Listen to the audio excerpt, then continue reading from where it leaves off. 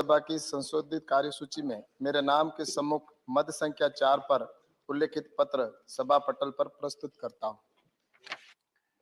Reports of the Department related Parliamentary Standing Committee on Food, Consumer Affairs and Public Distribution, Shri Satish Chandra Dubey. धन्यवाद sir. मैं आज की कार्यसूची में मेरे नाम के समक्ष तथा सूचीबद्ध खाद्य उपभोक्ता मामले और सार्वजनिक वितरण संबंधित अस्थायी समिति का 22वां और 23वां प्रतिवेदन हिंदी और अंग्रेजी का संस्करण की एक कॉपी प्रति सभा पटल पर रखता हूं। धन्यवाद। Report of the Joint Committee on Offices of Profit, Shri Hardwar Dubey.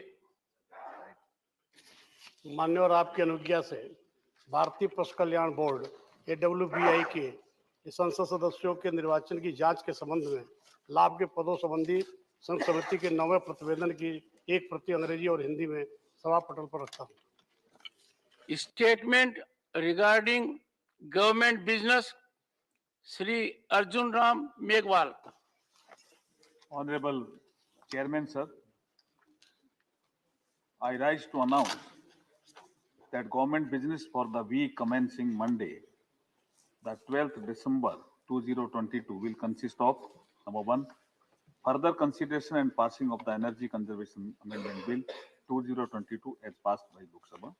Number 2, consideration and passing of the following bills as passed by Lok Sabha: the New Delhi International Arbitration Center Amendment Bill 2022 and the Constitution Scheduled Caste and Scheduled Tribes Orders Second Amendment Bill 2022.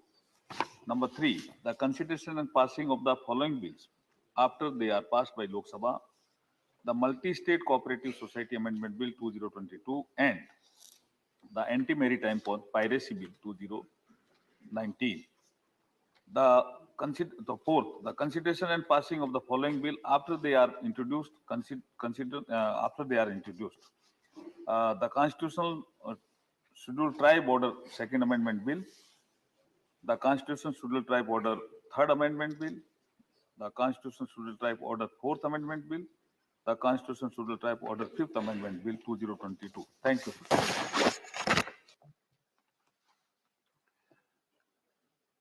Honorable members, I have received 2 notices under Rule 267 for suspension of the rules. Sri K.C. Venugopal and Dr. Syed Nasir Hussain. I had the occasion to indicate to this Honorable House the parameters of seeking intervention by way of this rule. The notices are drawn are not found to be in consonance with the requirement of the rules.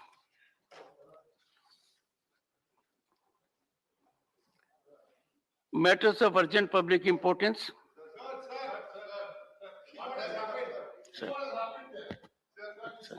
Sir. My submission for special measures has been disallowed on legal terms. But sir, I would plead justice from you and the House. Our national spokesman has been arrested and taken away to Gujarat. And after that, whatever be the offense, that is something that is practiced Honorable member, by someone. Honorable member, may kindly take seat. Kindly take seat. Please take your seat. In this House, we dictate our actions in accordance with the procedure and rules. There is no issue which can't be raised according to rules. We must exemplify our conduct that can be emulated. I am here to assure you that expression of any nature will find vent. It cannot be in the ad hoc fashion. If an honorable member was to rise here suddenly raise an issue, reach a conclusion that a view has been taken, that will not be very fair to the office I hold. I am available to the members every day from 10 a.m. and thereafter during the house and up to late evening hours. I would always welcome any input from the honorable members, accommodate them. If in the ballot a matter of urgency has been left out for one reason or the other, I'm open to it. I would therefore make one appeal. You are very senior people, very seasoned people. We are known as House of Elders. Let us follow rules scrupulously. I will have no difficulty of time to run the house even up to midnight. We have to reflect expression of the people, indicating their aspirations. I will take up special mentions. 0 hour, Shri Sushil Kumar Modi. समिति महोदय, Shri Sushil Kumar Modi. समिति महोदय 1989 में पाक समर्थित आतंकवादियों के कारण कश्मीर से लाखों कश्मीरी हिंदुओं को, खास करके कश्मीरी पंडितों को पलायन करना पड़ा। 3 दशक से ज्यादा हो गए वो देश के अलग अलग हिस्सों में बसे हुए हैं और उनको मैसेकर, मास रेप, जेनोसाइड के दौर से गुजरना पड़ा था।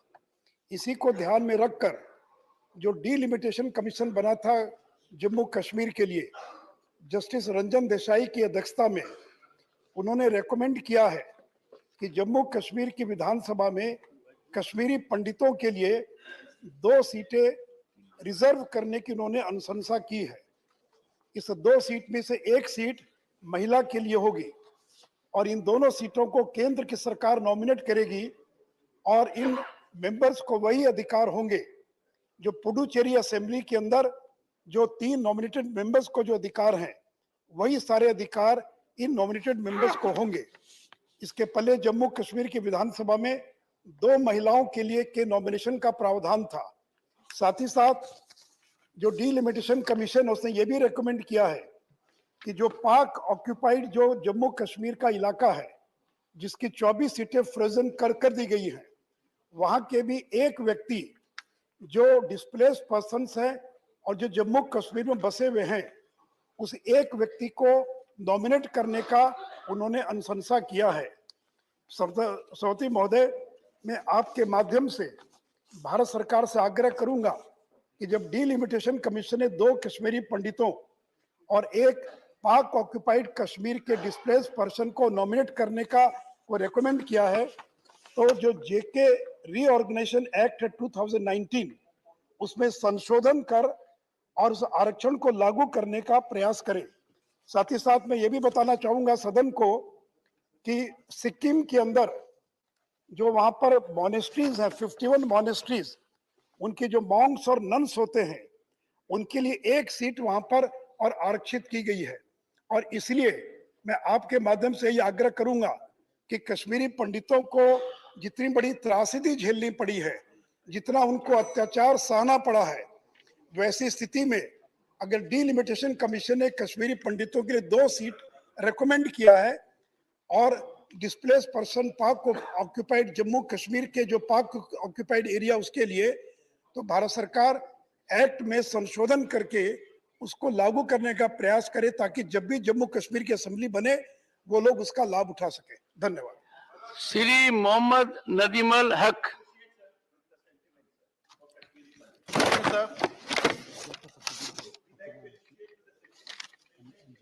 Thank you. Honorable members, I have already indicated, and this may be noticed, all those who seek to associate can send their names to the table office. Shri Nadimal Haq. Thank you, sir. Sir, rightful heirs have a hard time claiming their inherited money, usually present in the form of unclaimed bank deposits, insurance, post office funds, etc. because the process to retrieve them is often cumbersome and different for each entity and every bank. At present, the unclaimed sum is reportedly estimated at a massive 82,025 crores. The Parliament has authorized the RBI to enact a policy or issue directions with statutory backing. However, no redressal or actionable procedures have been formulated until now. What accelerates the problem is the fact that individual banks make their own rules and demands to release these claims.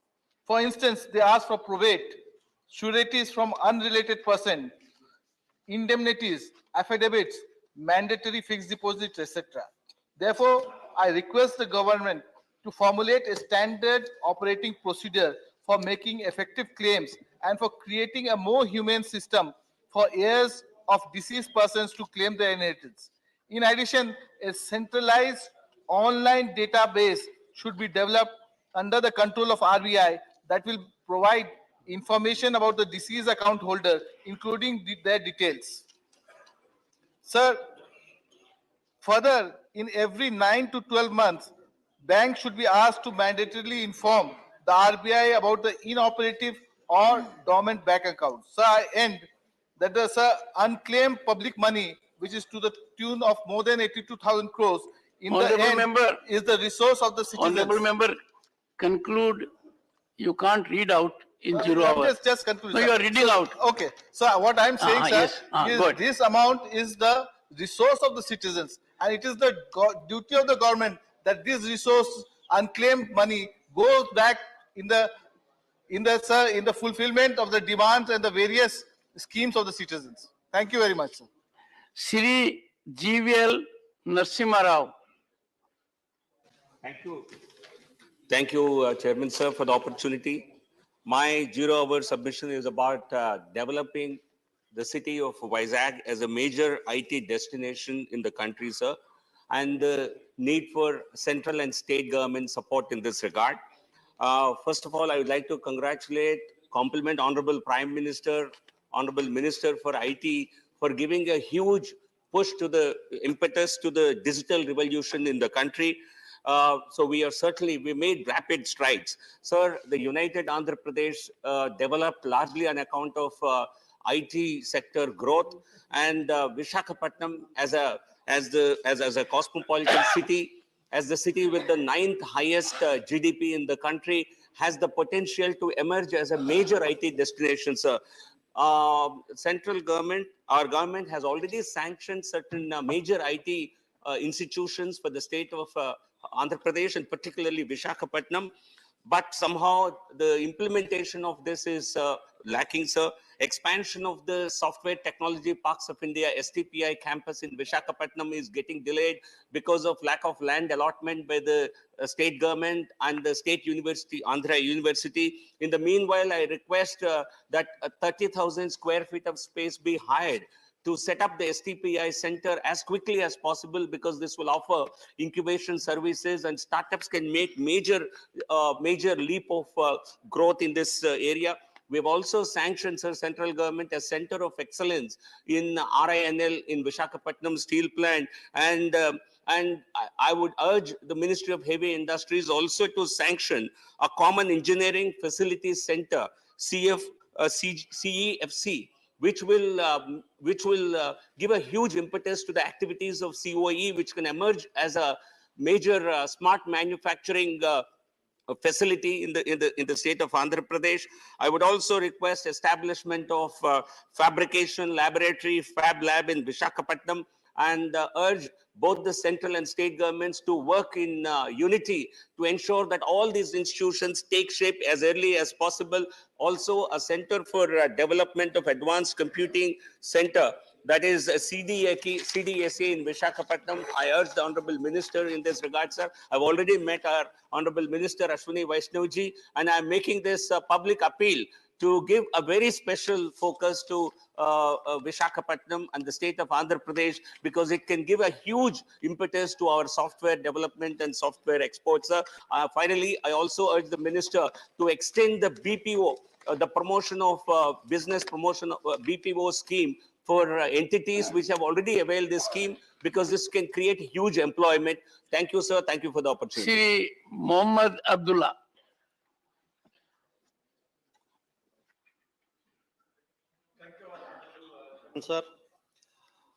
Sir, Indian Institute of Science, Education, Research were announced in the year of 2006 and were further declared as Institute of National Importance in 2012 to promote them as a leading institute of country for science, education and research. As of date, IISERs have been established at only 7 locations in the country, which is not enough for the promotion of science, education and technology.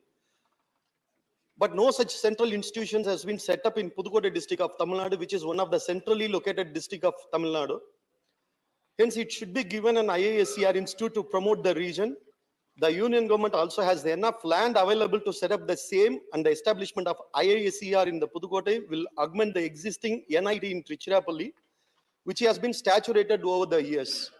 Sir, IISER Pudukkottai and NIT Trichy's close coordination can rapidly advance the research and development in the science sector for the benefit and development of the country, sir. So hence, I call upon the union government to open an IISER in Pudukkottai at the earliest, sir.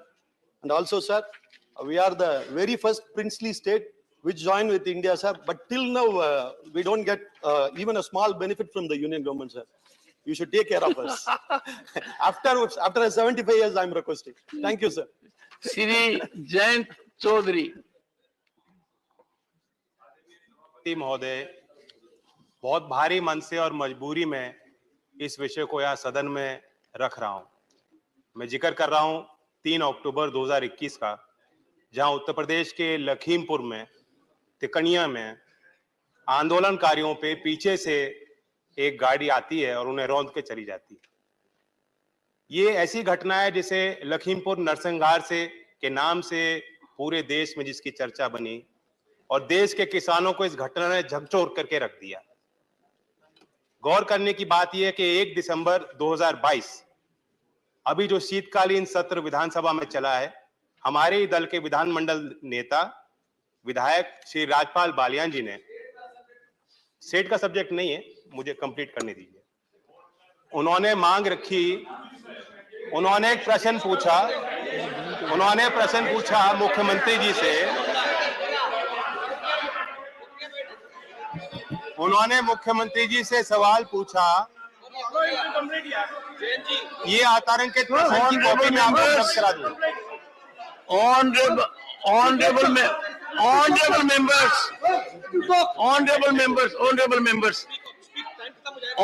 members,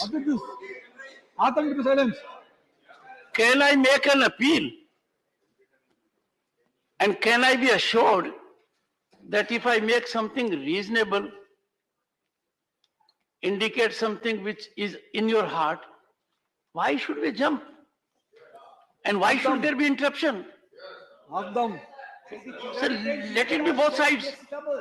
If an honorable member is making something by way of a statement on the floor of this house, and it is objectionable, exceptional, should not be upright, there is a way to deal with it.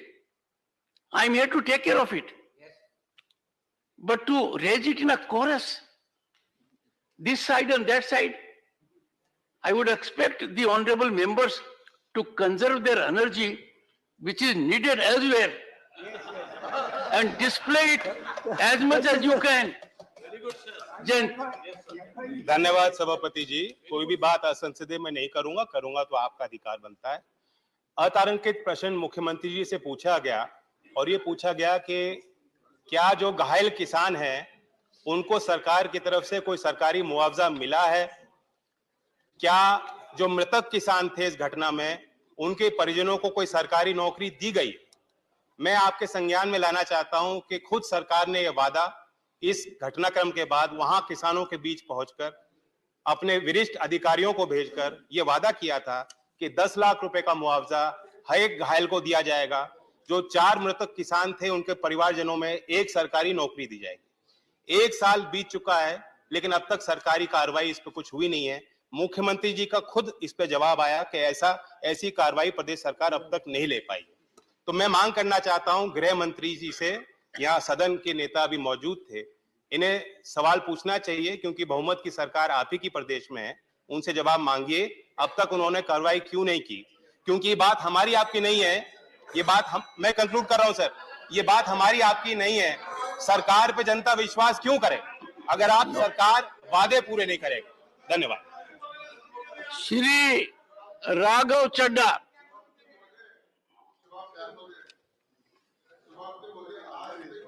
Shri Raghav Chadha. Sir, Shri Guru Nanak Dev ji का परम पवित्र स्थान श्री करतारपुर साहब, sir Shri Guru Nanak Dev ji का परम पवित्र स्थान श्री करतारपुर साहब का लांघा जब आज से कुछ साल पहले खोला गया तो सिर्फ हम पंजाबी ही नहीं सर, बल्कि पूरा देश, पूरी दुनिया बाबा नानक के रंग में रंग गई। हर नौजवान इस देश का, हर बच्चा, हर बुजुर्ग बाबा नानक के गुरु घर में जाकर, श्री करतारपुर साहब में जाकर दर्शन करना चाहता है, मत्था टेकना चाहता है, और कोई भी इससे वंचित नहीं रहना चाहिए सर। बल्कि हम लोग तो एक बार नहीं, बार बार जाकर वहां जाकर मत्था टेकना चाहते हैं। लेकिन 3 समस्याएं आज हर श्रद्धालु के, हर संगत के हर सदस्य को झेलनी पड़ती हैं जब वो गुरु घर जाता है, श्री करतारपुर साहब जाता है मत्था टेकने। पहली समस्या है सर पासपोर्ट की। आपको पासपोर्ट होना आपके पास अनिवार्य है। अगर पासपोर्ट नहीं है तो आप वो लांघा पार करके श्री करतारपुर साहब नहीं जा सकते, आपको इजाजत नहीं दी जाती है। मुझे लगता है कि अगर भारत सरकार पाकिस्तान की सरकार से बातचीत करे, ये मुद्दा उठाए, जब लांघा खोला ही है, जब संगत के लिए एक फैसिलिटी तैयार करी है कि वो गुरु घर में जाकर मत्था टेक सकें, दर्शन कर सकें, तो इस पासपोर्ट की जो कंडीशन है इसे वेव किया जाए। आधार कार्ड जैसे किसी भी आइडेंटिटी कार्ड को इसे वैलिड आईडी कार्ड बनाकर इस्तेमाल किया जाना चाहिए। दूसरी बड़ी समस्या यह है सर कि आज हर श्रद्धालु को $20 की फीस देनी पड़ती है। आज डॉलर वैसे ही आप जानते हैं कि 80 के पार हो चुका है। हमारी सरकार की इकोनॉमिक पॉलिसीज के चलते 80 के पार डॉलर हो गया है। अगर एक शख्स को $20 की फीस देकर दर्शन करने जाना पड़े तो 1600 रुपए से अधिक उसकी जेब से लगता है। अब मान लीजिए सर कि एक परिवार में 5 सदस्य हैं, वो हर साल जाना चाहते हैं, तो साल का एक परिवार का 8000 रुपए का खर्चा होगा। मैं सरकार से अनुरोध करता हूं कि ये $20 की जो फीस है इसे वेव किया जाए और संगत के हर सदस्य को वहां जाने की अनुमति दी जाए।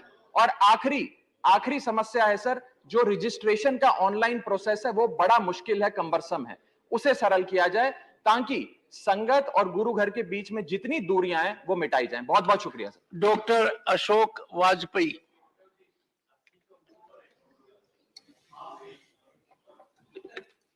माननीय सभापति महोदय, आपकी अनुज्ञा से मैं एक लोक महत्व का विषय सदन के संज्ञान में रखना चाहता हूं।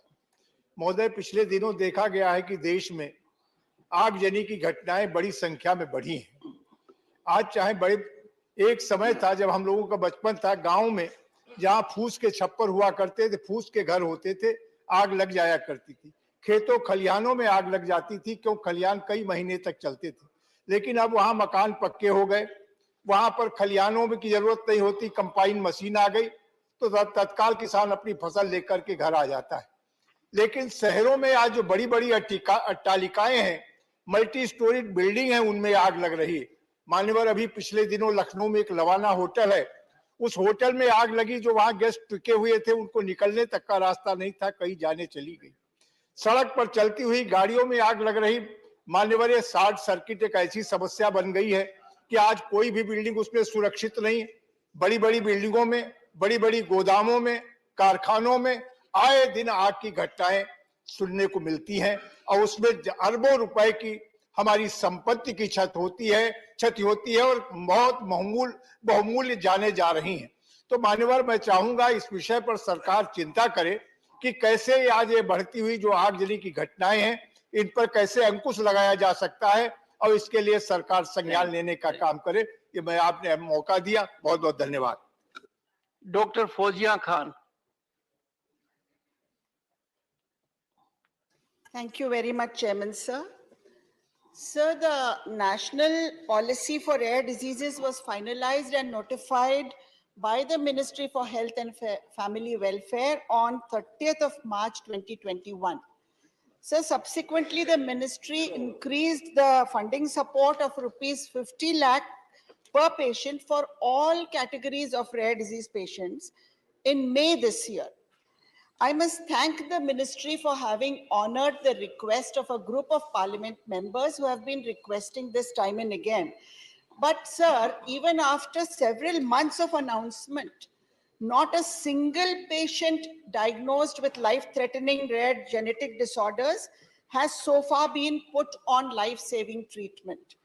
This unending delay and lack of urgency on the part of the centers of excellence, sir, has not only claimed several innocent young lives, but also endangered the survival prospects of close to 415 odd patients, largely children, diagnosed with life-threatening rare disease conditions, including lysosomal storage disorders, Gaucher disease, Pompe disease, MPS 1 and 2, Fabry disease. An analysis of the crowdfunding platform and initiative of the ministry reveals that close to 190 odd patients diagnosed with ultra-rare genetic conditions, including LDS, could be immediately put on life-saving therapy, thereby reducing the risk of loss of life, sir, and the ongoing anxiety that subsequently comes in. Patients without any institutional support are otherwise left with no option but to wait for the inevitable without any institutional support, sir.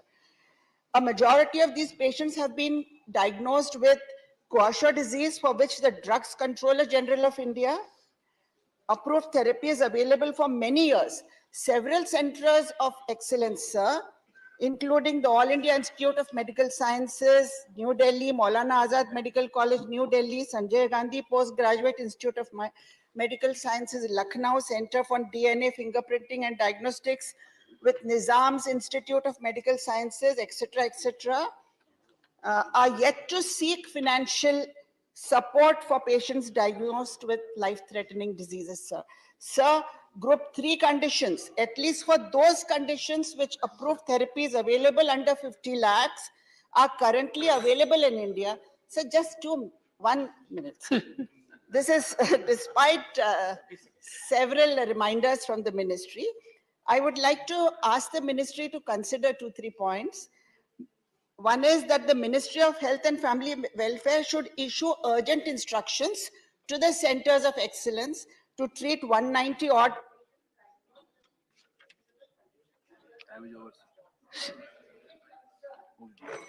Srimati Vandana Chavan. Thank you.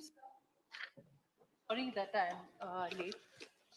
So several cities in our country have witnessed a dire brunt of the impacts of climate change since the last few years. So on the one side, they are hit by unprecedented floods due to changed rainfall patterns in the form of heavy and torrential rains or cloudbursts or even storms in some of the cities which have never seen it before. So all this results in loss of property, loss of life, and of course, needless to say, stripping the poor of their every belonging. So on the other side, our cities have also experienced heat waves. Increased temperatures or severe heat waves cause serious impacts on health, productivity at work, and even deaths. Every such event hit the headlines, and then as soon as the water and the heat is down, it is forgotten and life carries on till the next event happens.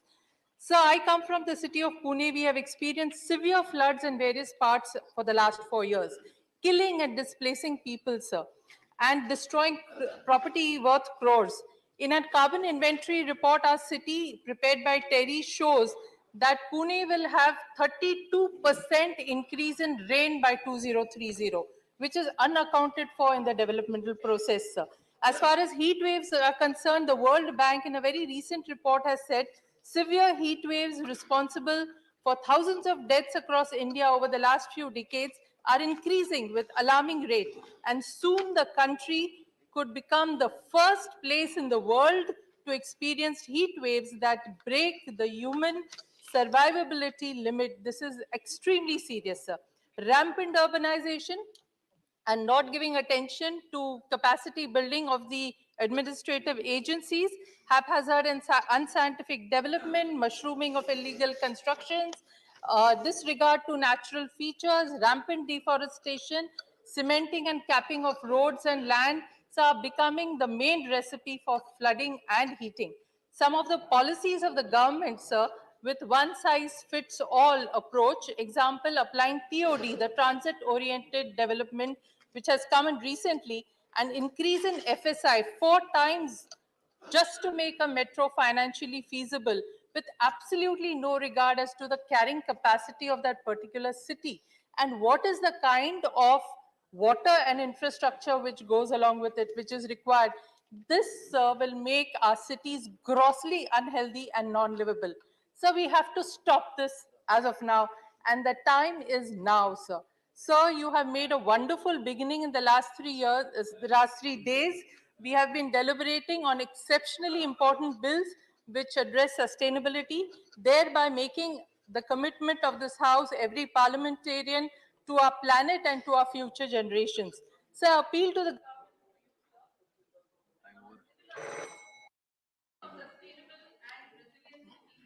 Honorable members, I go back 3 decades when I was a member of parliament in the 9th Lok Sabha.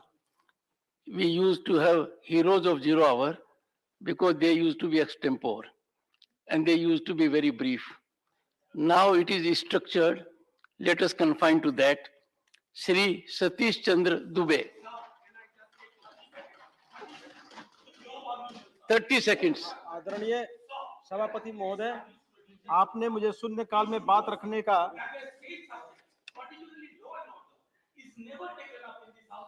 every member, my senior colleague, would stand in affirmation, sir. Good. Sir, and this is again. Shri Satish Chandra Dubey. आदरणीय सभापति महोदय, आपने शून्यकाल में मुझे बात रखने का मौका दिया, इसके लिए धन्यवाद।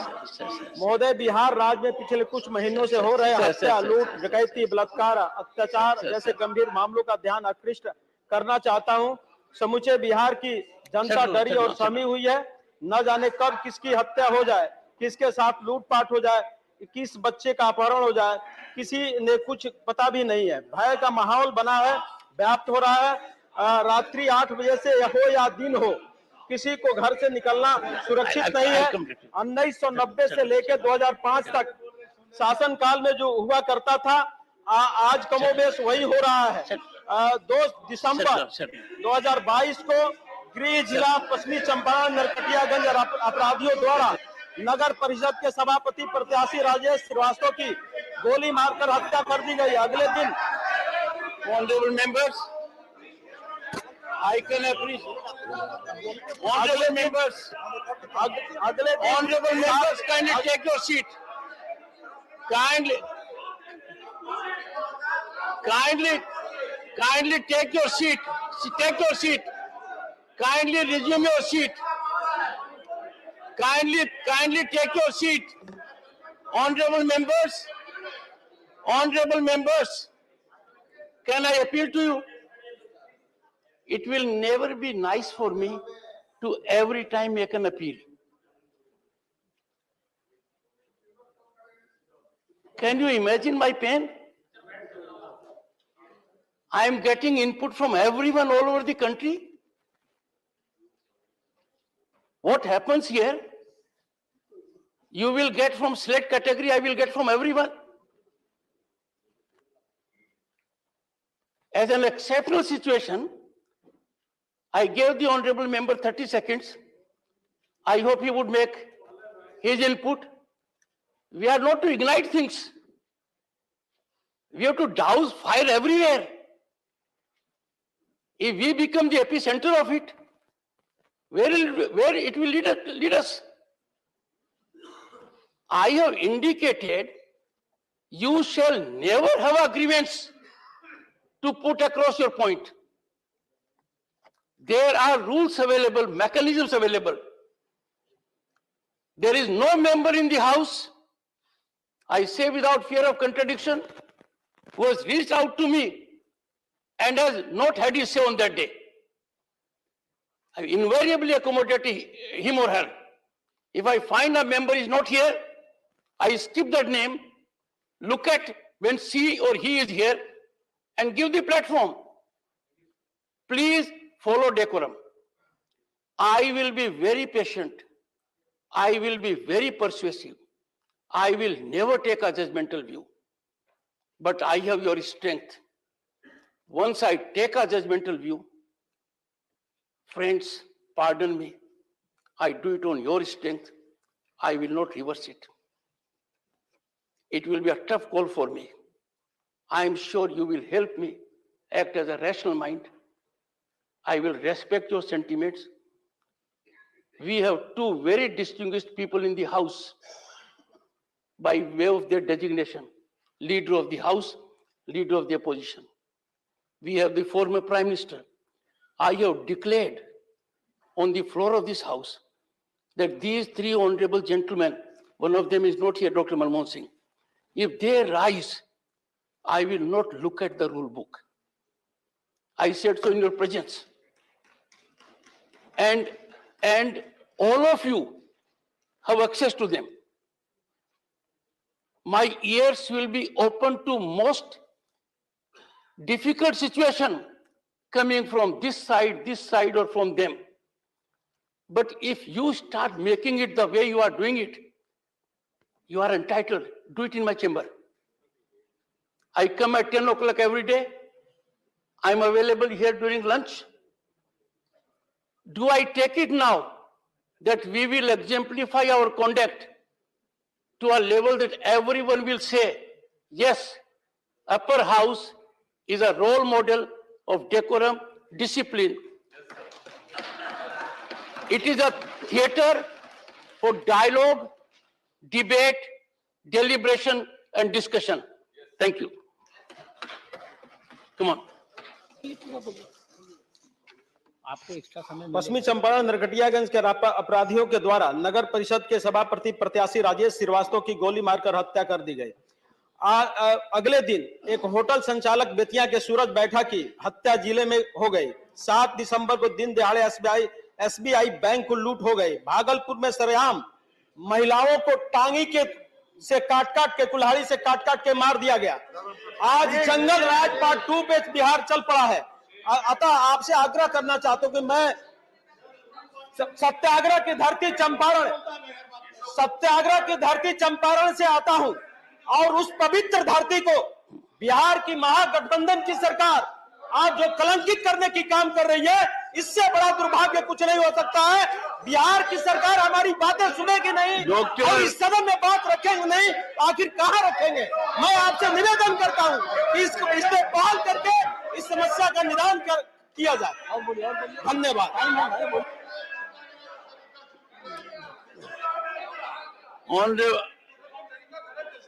Honorable members, one second, would you take your seat? Honorable members, I think all that I said has not been appreciated. If someone engages into an act of indiscretion or something that is not expected, that can happen. I'm here to look. I'm here to visit that person with exemplary consequences. I have gone to the extent of saying that I can be judgmental. You don't allow me. If the honorable member has said something, I will examine it completely. But if you are on your feet physically and do it, that is never done. Please.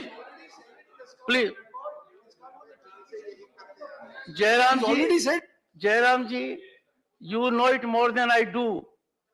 Even when things come on record, there are consequences that emanate. Things can't be examined in the heat or passion. If a point is raised, If anyone has a grievance with respect to anyone making a reflection here, take recourse to rules.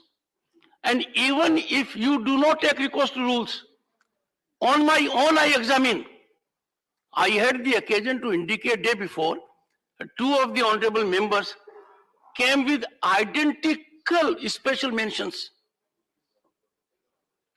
I am looking into it.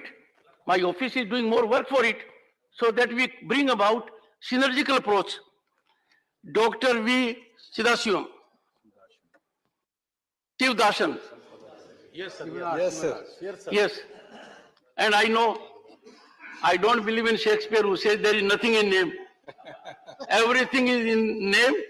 Shivdasam. Yes. The pronunciation is the matter, sir. Go ahead. He is Dasan of Shiva. Respected chair of this august house, I am coming from Kannur, from Kerala state, where the largest number of libraries are functioning in India.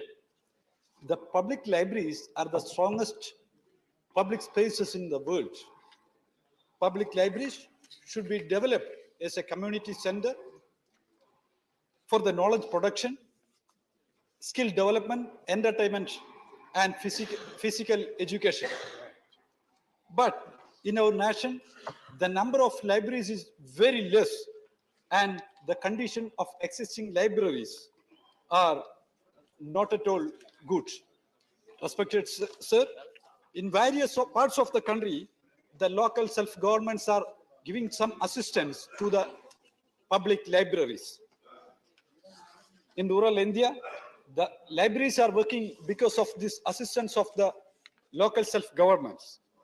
But the union government, they are not giving any financial assistance to the states, governments, or the local self-government for the public libraries and public cultural institutions in rural area. Earlier, local self-governments have had some income through the collection of tax, like entertainment tax. Even though it was a meager amount, it is taken by the union government through GST. Sir, then how the libraries will function, or how the libraries will survive? Respected chair, look at the salary of the librarians in the public libraries in our country. Sir, they are getting very meager amount as in the name of honorarium. It is given by the state government. The union government is ready to allocate the proper amount for the salary of the librarians in public libraries in rural India. Respected chair, the amount of salary of the librarians in local areas, public libraries, should be increased. Sir, the union government should provide sufficient amount of fund to the states for resources to the libraries. The basic facility should be ensured for the librarians. Some libraries in Kerala are functioning exceptionally well through the initiative of the common people, sir. But in many other parts of India, the situation is very different. So librarians can play a major role. The libraries can play a major role, emancipate the Indian people from illiteracy. Shri Neeraj Dangi. No use, यार. धन्यवाद सभापति महोदय, जो आपने मुझे ये महत्वपूर्ण मामला सदन में साझा करने की अनुमति प्रदान की है। और मैं समझता हूं कि ये मामला सदन के हर सदस्य का है और निश्चित रूप से हर सदस्य इस पीड़ा से वाकिफ भी है। भारत सरकार द्वारा अक्टूबर 2014 में प्रधानमंत्री आदर्श ग्राम योजना की शुरुआत की गई थी, जिसके तहत प्रत्येक सांसद को एक गांव जो है गोद लेकर के उसे मॉडल गांव की तरह विकसित किए जाने के लिए उसे गोद लेना था। लेकिन इस योजना में ग्राम पंचायत को विकसित करने के लिए अलग से किसी प्रकार के बजट का कोई प्रावधान नहीं है। ग्रामीण विकास मंत्रालय ने जो है कॉमन रिव्यू मिशन CRM के तहत इस योजना का एक अध्ययन कराया गया और इस अध्ययन के तहत ये पाया गया था कि जो वर्तमान प्रारूप है इस योजना का वो सक्षम नहीं है कि इस योजना के वांछित उद्देश्यों को प्राप्त करने के लिए, और जो धन की कमी है उसके चलते ग्रामीण अवसंरचना जो है उस ग्राम को विकसित करने के लिए वो महत्वपूर्ण प्रभाव इस विकास के लिए नहीं डाल पा रही है। इस अध्ययन टीम में सेवानिवृत्त नौकरशाह, शिक्षाविद और विभिन्न अनुसंधान संगठनों के सदस्य शामिल हैं। ऐसी परिस्थितियों में योजना के मौजूदा प्रारूप को जो है किस प्रकार से देखा जाए, उसमें उन खामियों को किस तरह से पूरा किया जाए और पिछड़े इलाकों में आधारभूत सुविधाएं मुहैया कराया जाए, ये जो है बहुत ही मुश्किल साबित हो रहा है। जब तक इस प्रारूप को बदला नहीं जाता है, सांसदों के लिए गोद लेना, मैं समझता हूं कि किसी गांव को गोद लेना संभव नहीं हो पा रहा है। सांसदों के एमपी फंड से संपूर्ण संसदीय क्षेत्र के साथ साथ एक गांव को मॉडल गांव में विकसित करना जो है इस योजना से संभव नहीं हो पा रहा है, वो सिर्फ एक परिकल्पना मात्र रह गया है। यही कारण है कि देश की 2,55,000 ग्राम पंचायतों में से अब तक 5 चरणों के तहत सांसदों द्वारा केवल अब तक 1855 ग्राम पंचायतों का ही चयन हो पाया है। यदि भारत सरकार सही मायने में बेहतरीन तरीके से ग्राम पंचायतों को विकसित करना चाहती है तो सबसे पहले एक आदर्श गांव जो है उसका एक मॉडल तैयार किया जाए और उसके तहत ही उस ग्राम में लगने वाले बजट का अलग से प्रावधान करें, ताकि प्रत्येक सांसद प्रति वर्ष एक ग्राम को गोद लेकर के उसे भली भांति विकसित कर सके। मैं माननीय सभापति महोदय आपके माध्यम से भारत सरकार से आग्रह करना चाहूंगा कि इस योजना के बेहतर क्रियान्वयन के लिए इसे गंभीरता से ले और इसके लिए अलग से एक बजट का प्रावधान करें। Doctor Amar Patnaik. Thank you, Chairman, sir. So I'll be very brief. Sir, yesterday, the issue of cyber attack at the All India Institute of Medical Sciences at Delhi was raised. So my thought on this is that it should not be treated as an isolated incident of a cyber attack. So currently, the figure states that 77% of Indian companies were hit by cyber threats during the festive season of 2021. That was the McAfee Enterprise and FireEye report. The National Cybercrime Reporting Portal saw a rise of 15.3% in reported complaints during the second quarter of 2022 compared to the first quarter. That's about 2,37,658 complaints. So it's a rising, issue of concern, and it is all the more important because we have been entering into various PPP models, not only in the hospitality, not only in the medical sector, but in railways, airways, and various public facilities and public utilities. So the point here is we have to look at this issue from 3 points. One, whether the current existing IT securities are adequate. Number two, whether they can be recovered. Actually, we should not stop at this. We have to also think about business continuity planning. How quickly, how fast the normal operation can be restored. It is not adequate just to recover the IT system. In the AIMS case, this is what is happening. There are long queues at OPD, at the billing counters, and the doctors also do not know what to do. So the most important thing here, therefore, is we publicly declare our business continuity plans in the event of attacks on our servers, along with mechanisms that establishes a timeline for resuming the normal operations. This is what happens in the United States. This is what happens in the UK. And I think we should take the advantage of the G20 to raise this issue for international collaboration on this particular aspect. So I re-emphasize that what is more important is to how quickly we recover the critical operations of the hospital. And that should be publicly declared. And then for a full-scale operation, whatever is the time taken. And this is not just for government to do, so this is for all private sector to do. So currently, we have the National Cyber Security Strategy 2020, which is really appreciable because government has brought it out. But the structure has not really come up. I would appeal, since the Honorable Minister is here, to make this structure very robust, and then it would actually become very useful for the economic activity in this country. Thank you so much. Shri V. Vijay Reddy. Thank you, Chairman, sir. Sir, this year marks 75 years of India's independence, sir.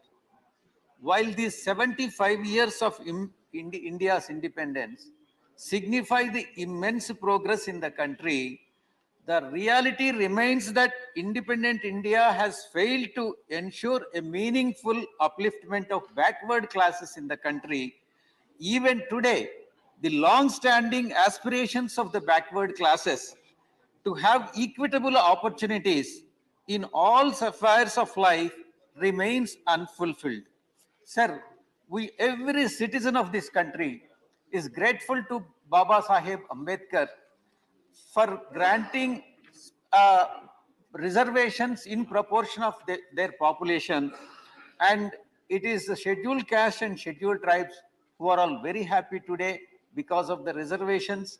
They are treated on par with the other communities in this country, and the upliftment could be possible. But unfortunately, the backward classes in the country have been unjustifiably left out from the fold of the caste enumeration and proportionate reservation. They have also been denied reservations in the central, state legislatures as well as higher judiciary, sir. Sir, even though the backward classes constitute more than 50% of the Indian population, the reservation is still capped at approximately about 27% or so. Sir, just last month, the Supreme Court has held that the total reservations, the ceiling of total reservation of 50% is flexible, and the breaching of the ceiling would not violate the basic structure of the Constitution. Therefore, there is no legal hurdle as far as reservations to the backward classes in proportion if their population is concerned for the government to provide reservations to the backward class in proportion of their population, sir. Sir, the decades of gross injustice suffered by the backward classes cannot be undone. But however, remedial measures can be undertaken, but we can ensure a holistic upliftment of thorough proportional reservation. Sir, this is my sincere request to the government to take up the reservations for the backward classes in educational institutions, public employment, legislature, as well as higher judiciary. Thank you very much, sir. Shri H.D. Devgoda. Shri H.D. H.D. Devgoda. May I kindly sit and talk, sir? Yes, yes, please. Sir, regarding the drinking water in Karnataka is a major problem. I don't want to hurt the feelings of anybody in this house, but how Karnataka has been suffered for the drinking water, and we are fighting this battle. The things went on day to day. The water level is going down, and we have approached the union government, and we have also approached the Karnataka, the subsequent rulers. Sir, Mekedatu is one of the prime issue to construct the dam in our own area, not to encroach any area of the other states. Sir, we are the affected party. If anybody wants to speak, they can also speak. I can answer all those points which our other friends are going to speak. I will sit in this house and I know what is going on. Sir, one small area, Mekedatu, which is not encroached any other state's land. And in our own state, we want to construct a small dam and they are objecting. Sir, Karnataka is a deficient state. Whether it is, there are so many issues pending in Government of India which we have demanded from Karnataka, whether it is Tungabhadra or Mahadayi or Karnataka Old Mysore. Sir, today we are begging for the drinking water in 9 districts of Old Mysore. Sir, let anybody question this. So I can make a request to your good self to see that the problem of Karnataka must be solved. That is my only request. I have come here to only see that the problem of Karnataka, whether it is Mahadai or whether it is the Now 0 hour is over. Question hour, question number 31. Question number 31.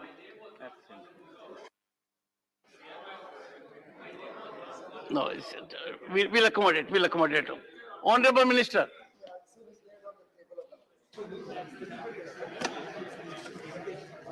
Shri Sasmit Patra. Chairman, sir, for this opportunity. Firstly, sir, I'd like to thank the Honorable Minister for the efforts made in terms of reducing the trade deficit between India and China in terms of the trade that's really happening.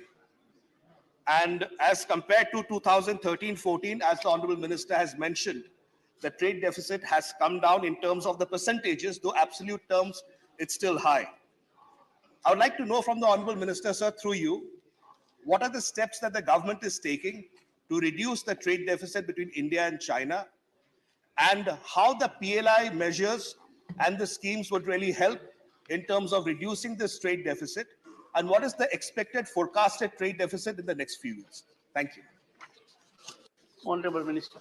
Honorable Chairman, sir, I think it's a very, very important question, but my esteemed colleague is possibly busy in other activities, so we don't have the privilege of having him here to ask me supplementary questions, but I'm grateful that Sasmitji has highlighted this issue.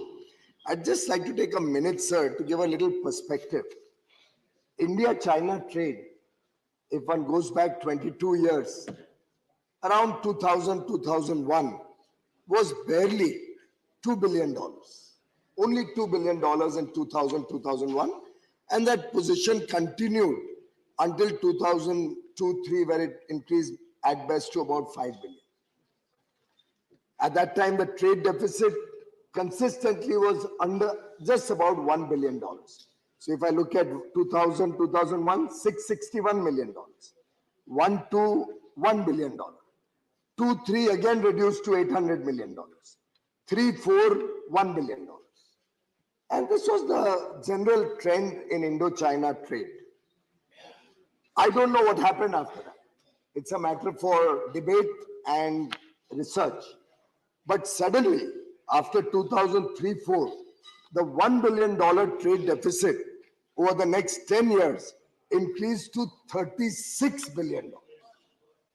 And the entire country, in a way, became a large marketplace, inviting substandard, opaquely priced, non-transparent, valued goods into the country in a big measure, because of which our imports increased from 4 billion in 3-4 to 51 billion in 13-14. And in a manner of speaking, we opened ourselves to a large number of dependencies on China, which we have suffered for the years as the economy grew, as the country prospered. We became so dependent on them that products which at one point were India's strength, for example, Honorable Chairman, sir, active pharmaceutical products, APIs, active pharmaceutical ingredients, which India had tremendous strengths on. We used to export to the world. We had plants in India which manufactured high quality APIs. Sadly, we gave up that entire industry to China and landed up in a situation that when I was discussing the RCEP, at the RCEP negotiations, and I was attacking the Chinese side, that why are you allowing such substandard goods and why are you allowing low price? We don't even have many times any idea how you can make goods at lower than the raw material costs in India. He says, but sir, your industry is dependent on us. If I don't give you these 2 billion, 3 billion of APIs, your $10 billion pharma industry will collapse. And I actually realized that we have over 10, 12 years lost India's competitive strength in very critical areas. And therefore, sir, this government focused on the Make in India initiative, while of course with economic growth and prosperity, the demand for goods is increasing. And we do not have sufficient capacity as yet in India to meet this large demand for goods and services. A lot of capital good industry got killed in that 10-year period. And because of which today for a lot of capital goods, electronics goods, where we never promoted our industry, they all became dependent on Chinese imports. It is only the Modi government which recognized, the Modi government, sir, it's a very important subject. My honorable friend Jairamji appreciates the gravity of this subject, and I hope you are not holding a brief for somebody who's dumping goods into India. It's important that the country recognizes and realizes how we have become dependent on a country which has inimical interests, and how this government has, through a number of initiatives today, focused its attention on promoting Make in India. Sir, we have introduced production-linked incentive schemes where between semiconductors, where we are giving 76,000 crores, and 24 other sectors where we will be giving as Government of India 1.97 lakh crores as support to Indian industry.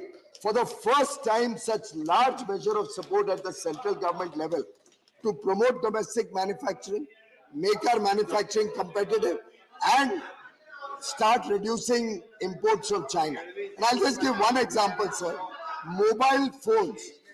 India used to import almost 100% of mobile phones. We had only 2 plants doing mobile phones in this country. Thanks to the PLI scheme, today we have over 200 companies in the mobile phone ecosystem. And we are now not only producing for India, but we are a large exporter of mobile phones. Shri Premchand Gupta. श्रीमान जी, ये जो question है, इसमें एक दूसरे के ऊपर blame करना इज नॉट द सॉल्यूशन. हमारा जो ट्रेड बैलेंस था सर चाइना के साथ 2004-5 में तकरीबन $1.5 बिलियन था, जो अब बढ़कर $115 बिलियन है, $115 billion total trade, and the trade deficit is $73 billion, highest for since last 20 years. In any case, I am not blaming sir. Sir, at one point of time, China के लिए पूरी दुनिया से लोग बड़ी-बड़े MNCs China जाते थे, plant लगाते थे, and China thus became manufacturing hub for the world. We are also dependent on Chinese products. So, sir, what we are doing, PLI scheme you have introduced, and in some cases it is successful also.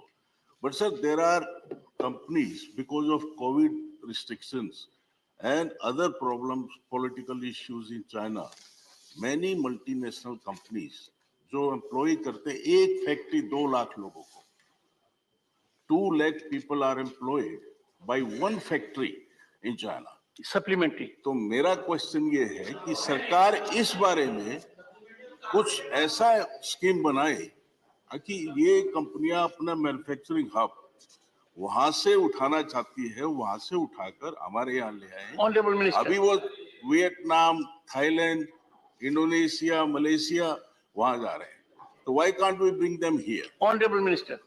Honorable Chairman sir, वैसे तो नजरअंदाज नहीं कर सकते इस वास्तविकता को कि जो आपने सही कहा 1.5 बिलियन का डेफिसिट अगर हमें विरासत में 2014-15 में 48 बिलियन का डेफिसिट मिलता है तो वो उसको नजरअंदाज नहीं कर सकते. आप ब्लेम गेम की बात नहीं कर रहा हूं, एक देश की क्षमता को ही खत्म कर दोगे तो क्षमता को खड़ा करने में समय लगता है। Honorable member. मुझे लगता है चोट जरा गहरी पहुंची है, उस समय आप भी सरकार में ही थे, पर अलग बात है ये। जहां तक कंपनियां जो चाइना से रिलोकेट करना चाह रही है, ये एक प्रोसेस होता है। ओवरनाइट कोई रिलोकेट नहीं करता है, ओवरनाइट कोई कंपनियां बंद नहीं करता है। अमेरिका ने भी कोई वहां से खरीदना ही बंद नहीं किया। हम एक एक प्रोडक्ट बाय प्रोडक्ट निजी क्षेत्र के साथ चर्चा करके हमने एक स्केल कमेटी बनाई, steering committee for advancement of localisation and promoting employment and exports scale. ये पूरी निजी क्षेत्र के लोगों के साथ सलाह मशुरा करके आइडेंटिफाई किया गया क्या क्या कॉस्ट डिसएडवांटेज के एक एक बिंदु है और कितना सपोर्ट देने से भारत का उद्योग खड़ा हो सकता है। उस हिसाब से करते हुए ये पीएलआई स्कीम्स डिजाइन किए, कोई विम्स एंड फैंसीज से नहीं बनाई। सिमिलरली चाहे वो इन्वेस्टमेंट प्रमोशन के माध्यम से लोगों के लिए आउटरीच करना, देखना कौन अनाउंस कर रहा है नए प्लान्स। मेरे कलीग अश्विनी वैष्णव जी ने एक बहुत बढ़िया सेमीकंडक्टर को प्रमोट करने की पॉलिसी पहली बार इस देश में हुआ होगा कि 76,000 करोड़ सिर्फ एक सेक्टर के, क्योंकि हम चाहते हैं हम आत्मनिर्भर भारत को बल दें। इसी प्रकार से ईज ऑफ डूइंग बिजनेस, तरह तरह के हमने स्टेप्स हैं। आप चाहो तो मैं तो 1 घंटे का उद्बोधन दे सकता हूं, पूरा क्वेश्चन आवर खत्म हो जाए। डिक्रिमिनलाइजेशन ऑफ लॉस, हर छोटे बड़े काम पे व्यापारी को, उद्योग को जेल में डालना या जेल में परेशान करना ना पड़े, उसको एक हिम्मत मिले कि हम व्यापार कर सके। बैंकों को मजबूत बनाना, किस हालत में हमें बैंक्स मिले थे 2014 में, सबके सब एवरग्रीनिंग और एनपीएस के बोझ में दबे हुए थे। एक एक चीज को ठीक करते करते आज ये स्थिति बनी है कि देश भी मजबूत हुआ है और जो बिल्डिंग ब्लॉक्स हैं जिसके आधार पर अर्थव्यवस्था मजबूत हो सकती है, वो बिल्डिंग ब्लॉक्स देश ने तैयार किए। इसमें हम सबका रोल रहा है। मैं समझता हूँ सभी राज्य सरकार, केंद्र सरकार सबने मिलकर प्रधानमंत्री नरेंद्र मोदी जी के नेतृत्व में अब देश को एक मजबूत ताकत बनाया, विश्व शक्ति बनाई। Before I call upon John Britas, I would like to say it is age-old wisdom. Brevity is the soul of it. And it applies to everyone, including me. And I would urge everyone, the more homework we do, the brief we will be. And I'm sure, one second. The Honorable Minister has been very focused, so don't take it that way. The points are well taken from all sides. I would now call upon John Britas. Thank you, sir. Sir, you came to brevity only when it came to me. Sir, the Honorable Minister is very erudite, ebullient, and bit smart and clever too. Sir, in his answer, sir, in order to blame the UPA, he talked about the percentage of increase. That's from, say, 2,346% increase has happened. He's from the financial sector. Conveniently, he picked up the percentage here, and he forgot the quantum. Sir, Prem Gupta ji talked about 73 billion US dollars trade deficit. Sir, that's not the true picture. This year, the trade deficit is going to be all-time high. It's going to touch 100 billion, despite the so-called Atma Nirbhar and this incentive scheme. Sir, my question, specific question to you. This trade deficit cannot be dealt in isolation. It's part of the ecosystem. The GDP results have come for the first half year, and it says that there is a dip in the manufacturing sector. It means that we are on the wrong path. And there is a parliamentary standing committee report in front of him, which talks about the so-called deficiencies, which sir, my question. Sir, it has to respond. Sir, yes, sir, brevity. So the parliamentary standing committee talked about the deficiencies, administrative and regulatory hurdles, inadequate and costly credit facility. what is that he is going to do to improve the ecosystem and also to act on the Honorable specific suggestions of the standing committee? Honorable Minister. Sir, in a way, the honorable member has confirmed exactly what I said. The fact that India became so helpless and our manufacturing sector became so weak that having inherited a 48.4 billion trade deficit in the first year itself, we have in fact been able to really rein in the deficit and not allow the runaway increase that was allowed by the earlier government. Having said that, sir, the fact that the current year trade deficit is going to be high is a sign of growing economic activity also. The fact that our imports from China largely emanate from intermediate products on which we process and add value to for further re-export or consumption in the country.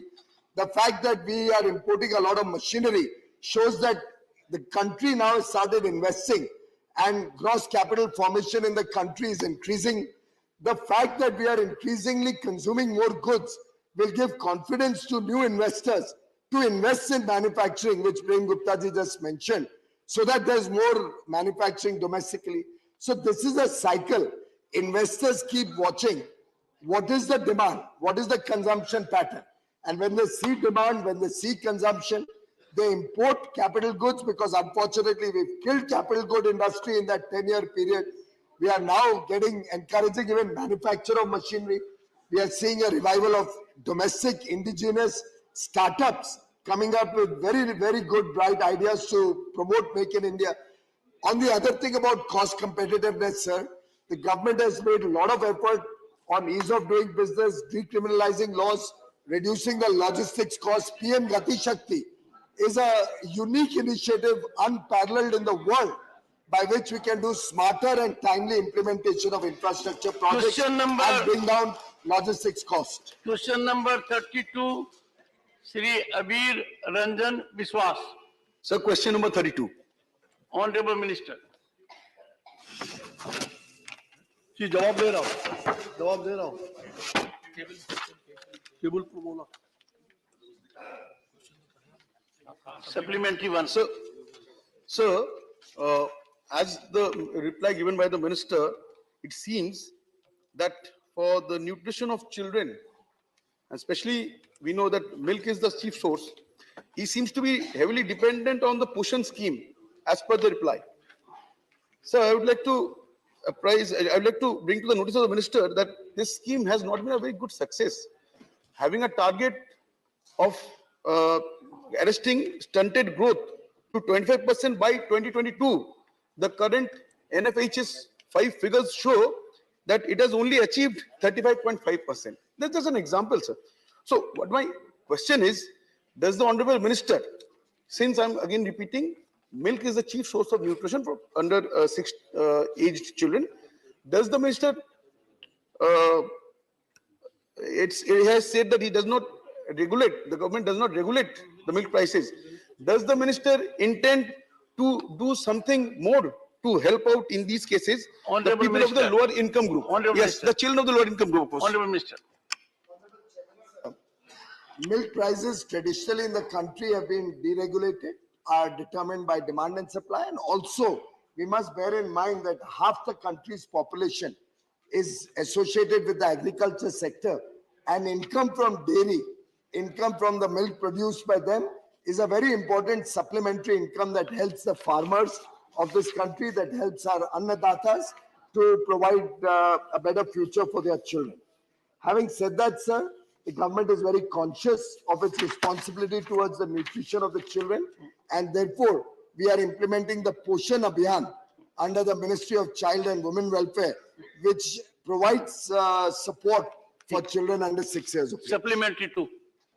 Second supplementary. Sir, I'm going for the second supplementary, but as I said, the Poshan Abhiyan has not been a good success. So I was asking if government intends to do something more.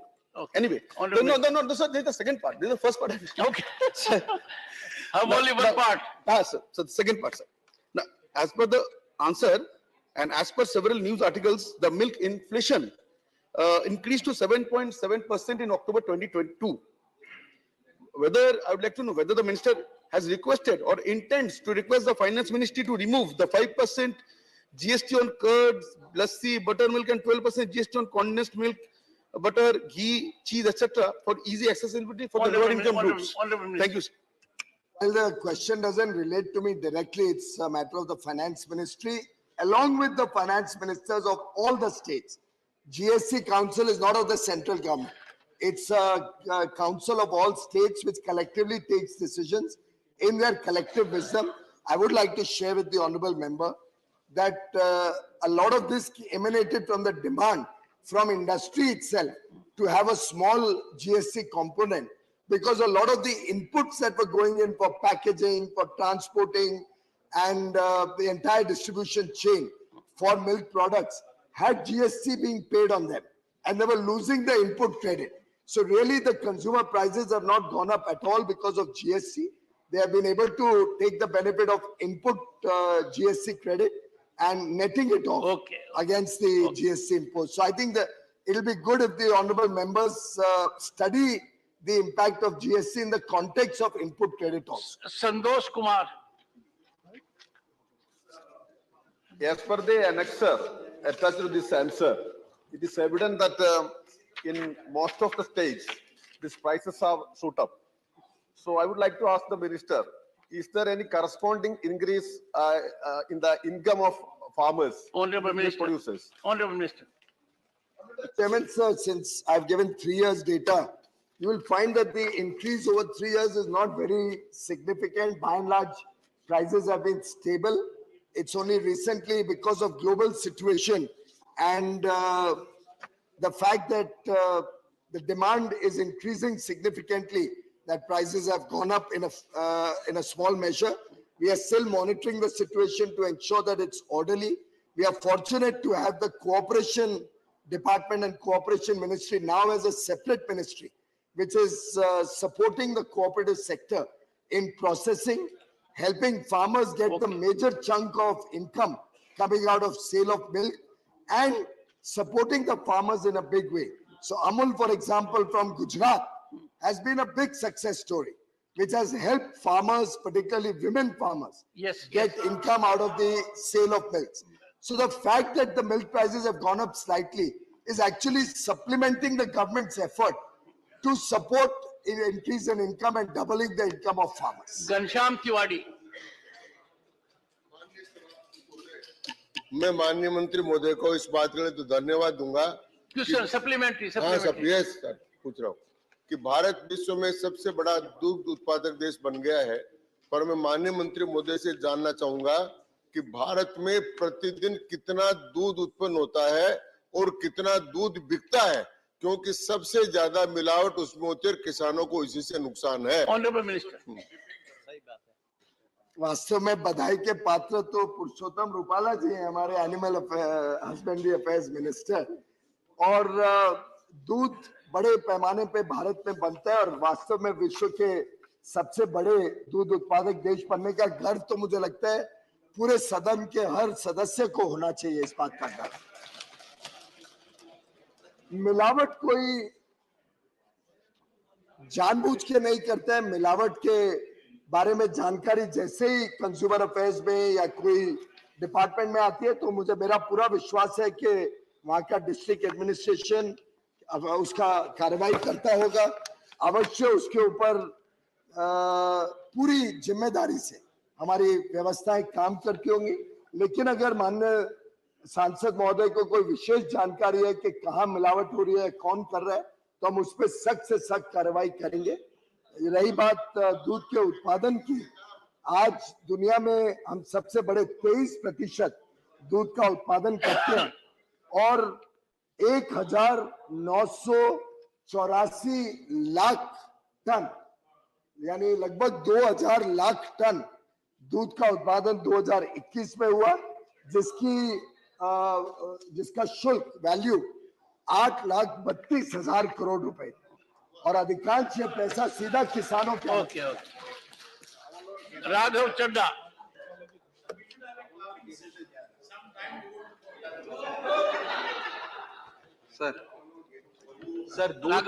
Sir दूध के दाम जब बढ़ते हैं तो किसान का budget और देश के आम परिवारों का घर का बजट भी बिगड़ जाता है। राघव चड्डा जी। मैं किसान पुत्र हूँ। आप तो हैं ही सर, बिल्कुल है सर, बिल्कुल है सर। सर दूध के दाम बढ़ने का एक मुख्य कारण, सर मैं 1 मिनट बस, मैं मंत्री जी का ध्यान भी चाहूंगा सर दूध के दाम बढ़ने का एक मुख्य कारण यह रहा कि फॉडर प्राइसेस इस देश में पिछले 2-3 साल में खास करके बहुत बढ़े हैं। अभी गुजरात का जिक्र हुआ, गुजरात इस देश के दूध के उत्पादन में सबसे आगे है, बिल्कुल सबसे आगे है, लेकिन उस गुजरात में भी पिछले 2 साल में फॉडर प्राइसेस का जो एरिया अंडर क्रॉप था वो 1,36,000 हेक्टेयर से गिर गया।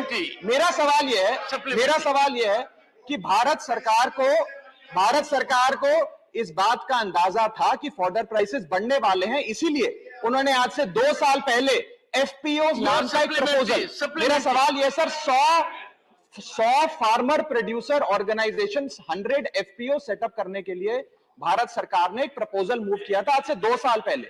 2 साल में एक भी एफपीओ रजिस्टर नहीं हुआ, जो सिर्फ फॉडर प्राइसेस और फॉडर प्रोडक्शन पे ध्यान जिसको देना था, जिसका मुख्य ऑब्जेक्टिव ये था। मैं एफपीओ के बारे में पूछना चाहूंगा। तो अच्छी बात कही माननीय सदस्य ने, अगर झूठे अफवाहें और नारेबाजी के बदले वो खुद थोड़े एफपीओ ही बना देते तो देश का बड़ा भला होता। लेकिन माननीय अध्यक्ष महोदय, सरकार लगातार फॉडर के ऊपर भी नियंत्रण रखती है। पीछे जब फॉडर की कमी महसूस हुई तो उस पे इंपोर्ट अलाउ कर दिया गया, उस पे इंपोर्ट ड्यूटी कम करने की जरूरत पड़ी तो उस पे भी सरकार ने विचार किया। एक सरकार लगातार नियंत्रण रखती है कैसे कीमतों को कंट्रोल में रखा जाए। Question number 33, Shrimati Shanta Chhetri. Sir my question number 33 honourable minister. हाँ जी। सर मैंने बोला। Supplementary one. Sir, my first supplementary question is under Prime Minister Textile Region and Apparel. Will the Honorable Minister through you, sir, answer specifically the fund allotted and project detail for Darjeeling and Kalimpong district? Thank you, sir. Honourable minister. Sir सबसे पहले तो आज मुझे मौका मिला है कि upper house में आपके अध्यक्ष होने के बाद में ये पहली बार है। मैं आपको धन्यवाद देना चाहती हूँ, क्योंकि यही खंड है जहां हम नए मंत्री चाहते थे हमारा अच्छे से इंट्रोडक्शन हो जाए, लेकिन हुआ नहीं था।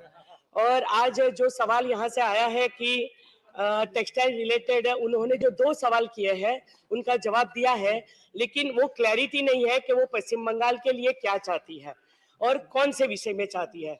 तो मैं संरक्षण आपका इसलिए चाहती हूँ कि टेक्सटाइल मंत्रालय ने क्या किया है और उनका कंसेप्ट क्या है, क्योंकि उनके दूसरे प्रश्न में, पूरे प्रश्न में भी पूछा गया है कि जो पीएम मित्रा पार्क बनने वाला है इसमें क्या हमारा स्टेटस है।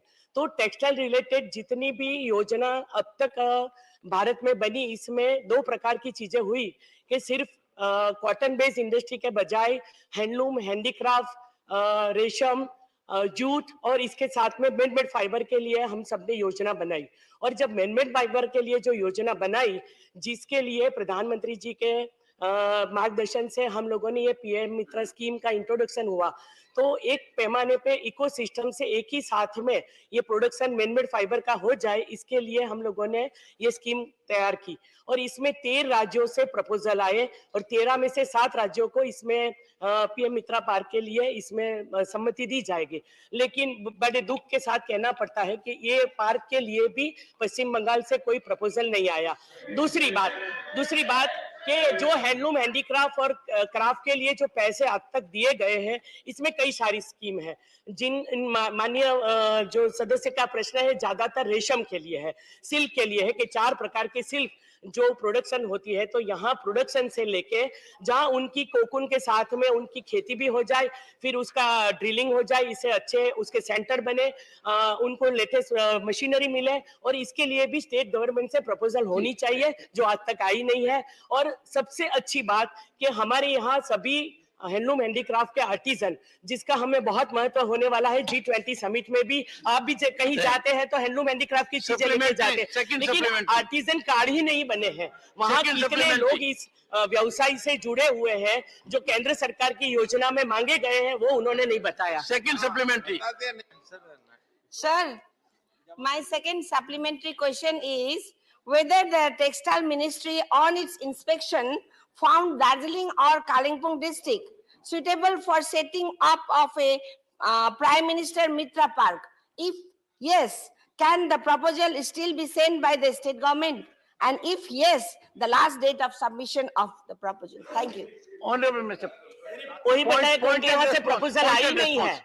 प्रपोजल आएगी तो वो स्टेट में से डेट भी चली गई। 51 ये जो 51% शेयर राज्य सरकार का होता है सेटअप करने के लिए, और बाकी केंद्र सरकार के सहयोग से ये पार्क लगेंगे। और इसमें टेक्सटाइल पॉलिसी, लेबर पॉलिसी, इसका सब भी ध्यान रखा जाएगा, लेकिन वहां से प्रपोजल ही नहीं आई है। Thank you. श्री अनिल बोंडे। आदरणीय सभापति महोदय, आपके माध्यम से मैं मंत्री महोदय से पूछना चाहता हूं कि 13 राज्यों से जो प्रस्ताव पीएम मित्रा के लिए भेजे गए, उसमें महाराष्ट्र की तरफ से संभाजीनगर, औरंगाबाद तथा अमरावती, नांदगांव पेट के 2 प्रस्ताव गए हैं। तो ये पीएम मित्र की जो योजना है, ये कब से कार्यान्वित होगी और उसका कार्य प्रभाव और रोजगार निर्मित, किसानों को फायदा महाराष्ट्र में ये 2 प्रस्तावों के बाद में कैसा होगा, उसके बारे में जानकारी दें। महाराष्ट्र से 2 प्रपोजल आई है, एक ग्रीनफील्ड के लिए, एक ब्राउनफील्ड के लिए, और इसके लिए राज्य सरकार से समन्वय करके जो राज्य सरकार लेबर पॉलिसी, टेक्सटाइल पॉलिसी, इसके साथ में और इकोसिस्टम से 1000 एकड़ जगह जहां पे हमारी इंस्पेक्शन चल रही है, और जो एजेंसी के माध्यम से ये इको पार्क डेवलप होगा, जिसमें सभी प्रकार की सुविधा साथ में, क्योंकि ये वैल्यू चेन वाला प्रोडक्शन है, तो सब लोग एक साथ में अच्छे से बिजनेस कर पाए, तो ये करके हम लोग उनको मंजूरी देंगे। Shri KRN Rajesh Kumar. Honorable Chairman, sir, Virudhunagar in Tamil Nadu is identified for setting of a PM Mitra Park. Officials from the Ministry of Textiles have already visited the place. Will the Honorable Minister be pleased to state the current status of the PM Mitra Park, Textile Park at Virudhunagar project? Thank you, sir. Honorable Minister. मैंने बताया कि सभी 12 state से 13 applications आई है, और इसके लिए राज्य सरकार से हम लोगों ने कुछ बातें करी है कि जिसमें टेक्सटाइल पॉलिसी होनी चाहिए, लेबर पॉलिसी होनी चाहिए, पावर पॉलिसी होनी चाहिए, जो अच्छे से वो सपोर्ट करेंगे उसी को ये पार्क मिलेगा। श्री इलामारम क्रीम। अलार्म क्या है? Elamaram cream. You can use the other, you can now use both. Yes. Honorable Minister has explained various schemes for capacity building in textile sector. My specific question is, what's your plan to revive National Textile Corporation mills which are laying closed?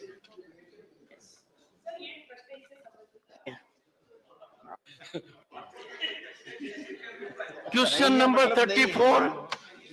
Shri जोश के money. बहुत बढ़िया नहीं है, मतलब दर्शना में Honorable Minister. A statement is laid on the table of the House. Supplementary one. Yeah, right. Sir, Kerala has gone through 2 consecutive floods in 2018 and 19. We not only lost the lives of hundreds of people, but also their lives and their livestock and agriculture. During 2018 disastrous floods, the center has allotted 89,540 metric tons of rice to distribute through PDS as flood relief. It is learned that the center has demanded to pay 205 crores for the food grains supplied during the emergency. Pointed question. Sir, my question is how this demand can be justified by the sender as the food grains were distributed among poor people and casualties during the worst natural disaster of our Kerala. Okay, Honorable Minister. This subject does not relate to our ministry because every state is given support by the center for any such natural disasters that may occur funds are given by the center to all the states of India, and they are expected to meet such requirements of any natural disaster out of those funds. Odisha has had so many cyclones, Gujarat has had cyclones and typhoons, Maharashtra has had them, Andhra Pradesh has had them, West Bengal has had them. Every state, through their SDRF and NDRF, meets the requirements of such a nature. I think Kerala should not be an exception, and they have received the funds from the center. Kindly utilize those funds to give relief to your people. Second supplementary. Actually, it is during the emergency time. Anyway, the second supplementary is in 2022, India has been ranked 107 in the global hunger index out of the 121. The neighboring countries like Nepal, Pakistan, Sri Lanka, all in front of us, and Afghanistan, only countries behind us. So, though the government has continuously questioned the methodology used to bring these index, the prevalence of hunger and poverty in the country is well seen. My question is, has the government found out the reason behind this mismatch between the excess stock of food grains and the prevalence of hunger in the country? Does the government have any plans to address the critical issue which affects the millions of poor people? Honorable Minister. Proposition he has made that food grains were supplied to Kerala and therefore it should not be charged is wrong. NDRF, SDRF is required to pay for the food grains or any other supplies that you may take from anybody else. The food grains were given to Kerala on the premise that they will pay for it. Now they are changing their mind. It's an abject failure of the state government to meet the needs of their people, which has been exposed by my colleague, Mr. Mani. As regards the hunger index, first of all, the name itself is a misnomer.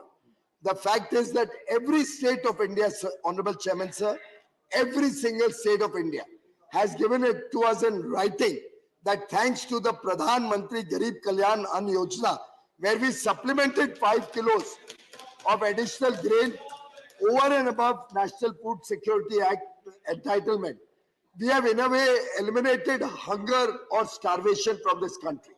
Every state has written that not a single death due to starvation occurred over the last 2 years. We have it in writing, including from your state of Kerala. Yes, sir.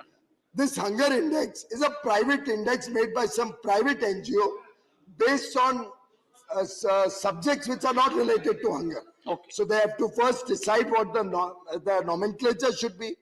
The statistics are drawn out of data which is unverified, and also on measures or measurements which don't relate to India. For example, the wasting, stunting figures that take up are just completely not related to Indian features of an Indian person. So I think it's important that we recognize what is official and validated and what is mere propaganda. Honorable Minister, I'm slightly making a point. In our country, iconic status is granted on parameters that are often baffling. And we have calibration by agencies that do not have any rationale. This august house is repository of the wisdom of 1.3 over billion people. We therefore, when we raise an issue in this house, that there is a calibration by an agency that should not carry much conviction unless the honorable member or the honorable minister is premised on our own record. Let us believe in our own worth. It will be very difficult and inappropriate for us to surrender our assessment, our achievements to be assessed by those who have either inadequate data or are dictating their actions by their interests, not ours. Shri Sanjay Singh, Shri Sanjay Singh. Shri Sanjay Singh. Shri Sanjay Singh.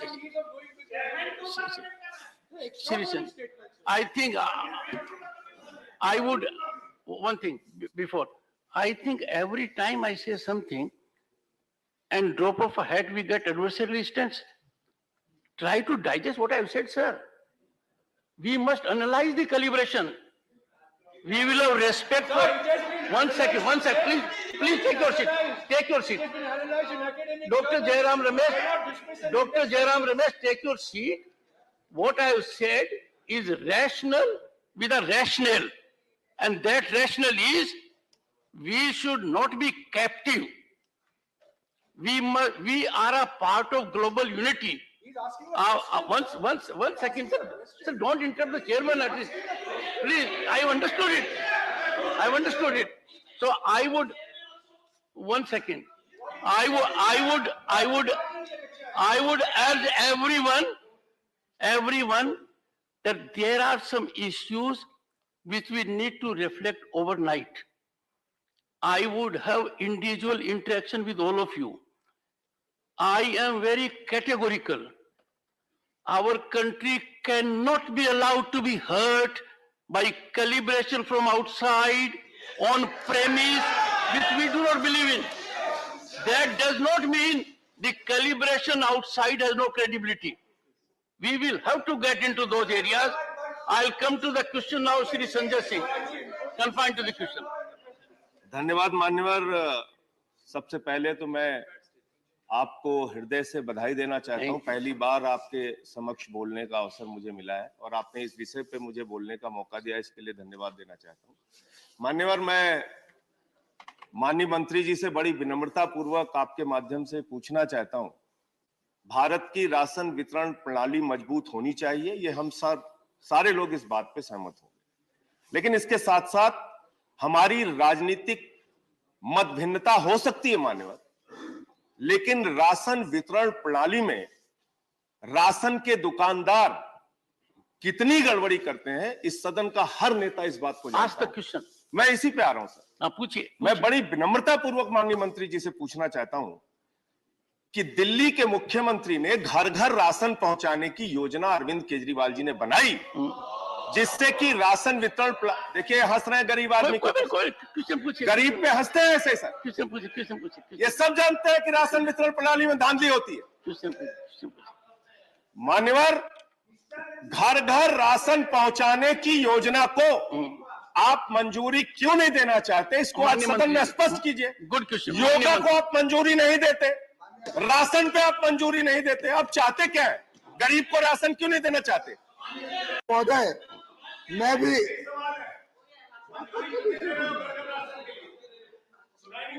माननीय अध्यक्ष महोदय, माननीय अध्यक्ष महोदय, मैं भी बड़ी विनम्रता से बताना चाहूंगा कि देश में मुझे बड़ी खुशी है कि आप दोनों विनम्रता का प्रदर्शन कर रहे हैं। बड़ी विनम्रता से आपके समक्ष रखना चाहूंगा कि देश में एक कानून है, कानून व्यवस्था से देश चलता है और कानून में प्रावधान ऐसे बनाए जिससे कोई भी राज्य सरकार अगर धांधलेबाजी करना चाहे तो उसको रोका जा सके, और यही दिल्ली की स्कीम कोर्ट द्वारा नामंजूर करी गई है। सरकार, एक मिनट सर, इसके बारे में थोड़ा विस्तार से, क्योंकि इनको गलत फहमियां ठीक करने की आवश्यकता है। माननीय अध्यक्ष महोदय, माननीय अध्यक्ष महोदय, माननीय अध्यक्ष महोदय, इन्होंने इस बात को नजरअंदाज किया है। माननीय अध्यक्ष महोदय, माननीय अध्यक्ष महोदय, इन्होंने इस बात को नजरअंदाज किया है कि फ्री फेयर प्राइस शॉप भी राज्य सरकार के अंतर्गत चलती है। एक्शन क्यों नहीं लेते अगर वो गलत काम कर रहे हैं? राज्य सरकार की जिम्मेदारी है कि वो उस पर एक्शन ले, और ये घर घर के नाम पे चोरी करना चाहते हैं। दिल्ली की सरकार हर चीज में चोरी करके धांधलेबाजी से गरीब का अनाज चोरी करने का एक नया प्रयोग, पहले दारू में चोरी, अब अनाज में चोरी, ये चोरी के सरकार चोरी को इंस्टीट्यूशनलाइज करना चाहती है। मंत्री जी बैठिए। Subhash Chandra, I have a point of order. I have a point of order, sir. This is in relation to rule 47, sub rule 2.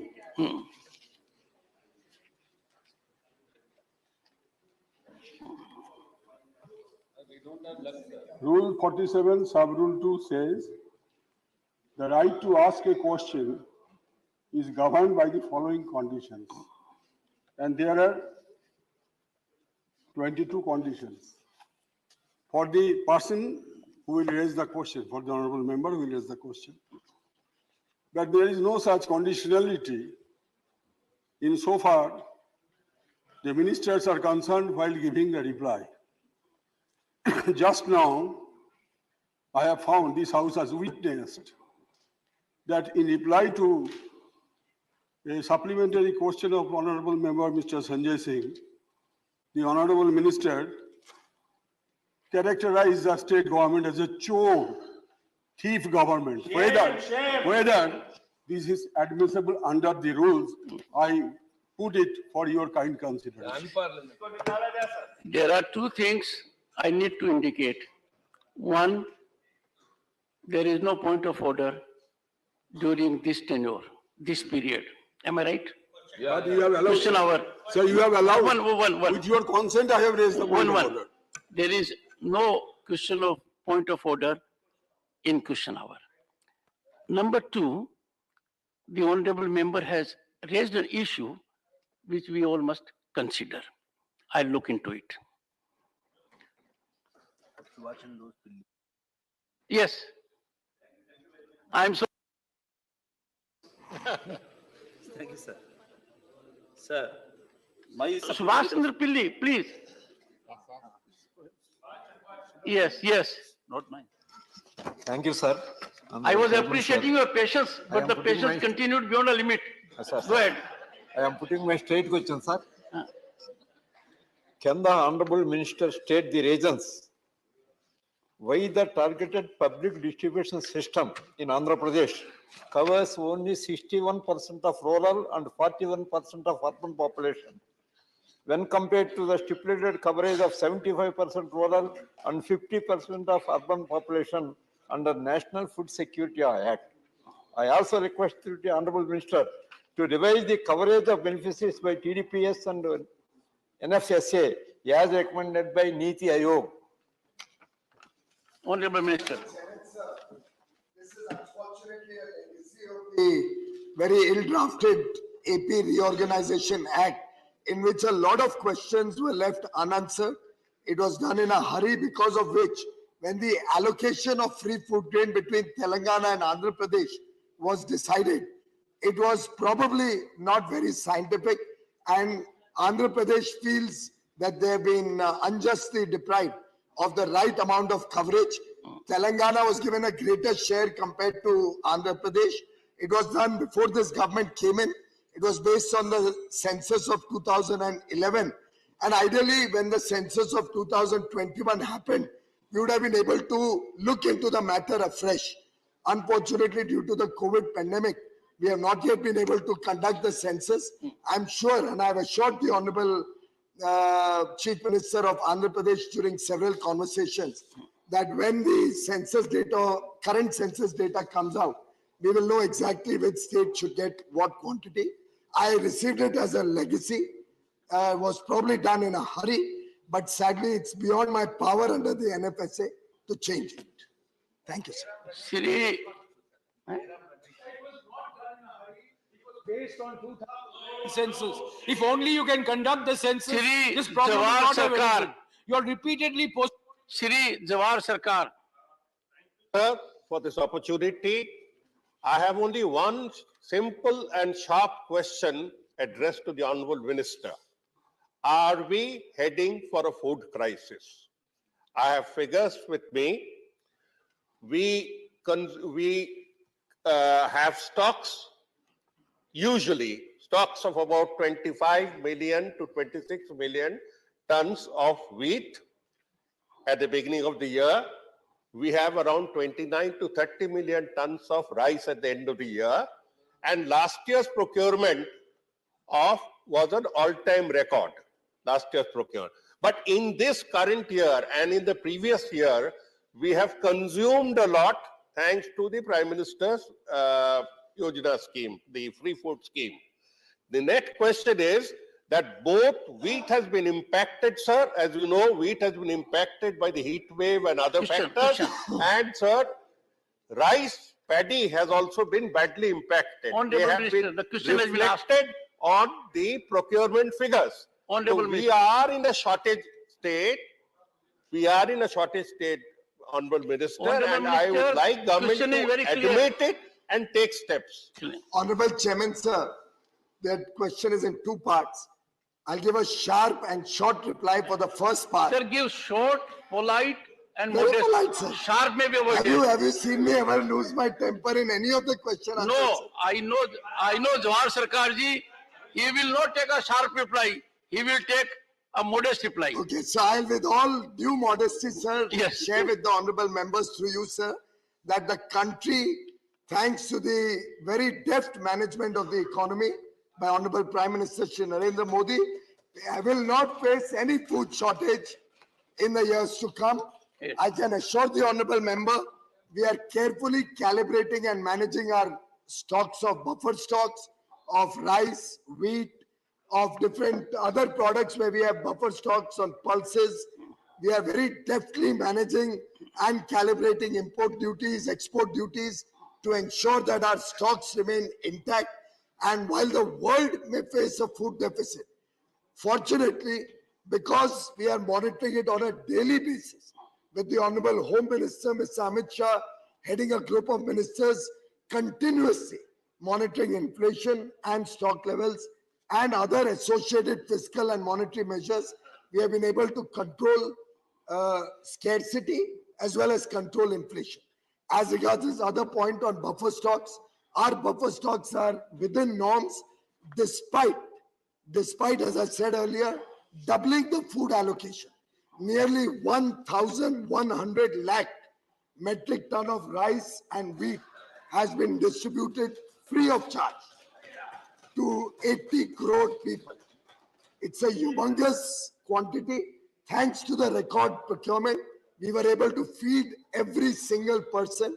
And as I said earlier, zero starvation deaths. Yes, And I'm sure you'll appreciate that Pradhan Mantri Garib Kalyan Ann Yojana, particularly in the stress of COVID, was one of the most important schemes that saved the country. Honorable Vice President and Chairman, sir, you yourself have received accolades in your international visits about this scheme, sir. Question number 35, Shri Ajit Kumar Bhuyan. Question number 35. Honorable Minister. Statement is laid on the table, sir. Supplementary one. From Honorable Minister's reply, I came to know that there was an inquiry or investigation on the aspect of irregularities in the construction work. But now I would like to know that if there is no construction defects, then how the part of the Lamjung-Silchar portion of track, which is the only connectivity of Barak Valley of Assam and to the states of Tripura, Manipur and Mizoram, is washed away during the rainy seasons everywhere, leading to untold misery to the people of these areas. Honorable Minister. And another point, and the same question, that Northeast Frontier Well, Railway... let the Honorable Minister respond. No, sir, this is the same question, sir. Part of the same question. There You is one more another- supplement. You Yes. get one more supplement, Honorable Minister. Sir, पहले मैं आपका हार्दिक अभिनंदन करता हूं आपके deep wisdom और law की जो बहुत वास्ट नॉलेज है और पब्लिक सर्विस में आपका जो लंबा अनुभव है उससे इस हाउस को बहुत फायदा होगा सर, बहुत बेनिफिट होगा और नए हाइट पे पहुंचेगा यहाँ पे डिबेट सर। मैं क्वेश्चन के आंसर पे आता हूँ। लमडिंग सिल्चर गेज कन्वर्जन का जो काम हुआ था सर 1996 में सैंक्शन हुआ था, 2010 से 2015 के बीच में इस पे काम हुआ था।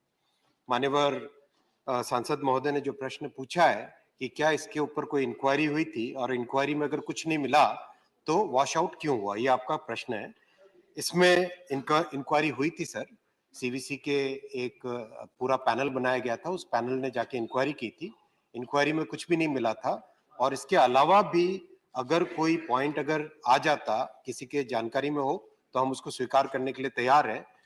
जो मई में बहुत जबरदस्त एक साथ क्लाउड बर्स्ट जैसी बारिश हुई, उसके कारण उसके कारण नॉर्थ ईस्ट में बहुत सारी जगह railway line, highway, private houses, farm lands सबको डैमेज हुआ था। लेकिन सबसे इम्पोर्टेंट बात ये जानने की सर कि मई में डैमेज हुआ with in a period of some 38 to 40 days, entire network was restored in a record time with very good efforts by the entire team, including the state government and the central government together. Second supplementary. Now, I would like to know that is there any lapses? Are there any lapses in planning or execution? And at the same time, whether any inquiry has been conducted to ascertain the cause of massive damage in the section in the recent flood, and how much amount had to expended to put the railway traffic. Honorable Minister.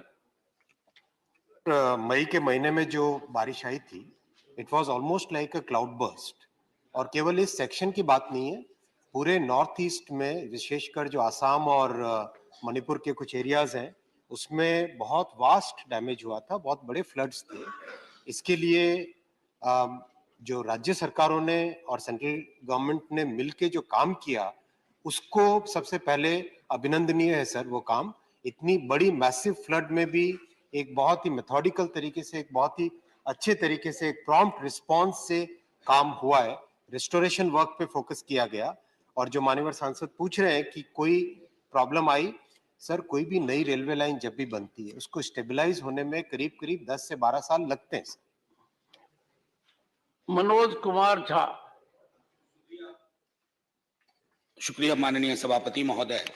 माननीय मंत्री जी हैं तो एक तरह से मैं ये कहूं कि ये न थी हमारी किस्मत की विशाल यार, तो आज विशाल यार भी हुआ। मैं चूंकि प्रश्न इससे संबंधित नहीं है फिर भी मैं चाहता हूं कि रेलवे का मामला है, मैं आपसे पहले भी मिल चुका हूं, हजारों की संख्या में जिनके रिक्रूटमेंट की सारी प्रोसेस हो गई थी टेक्नीशियंस की, उनमें से अभी भी स्टैंड बाय और वेटिंग क्लियर होना बाकी है।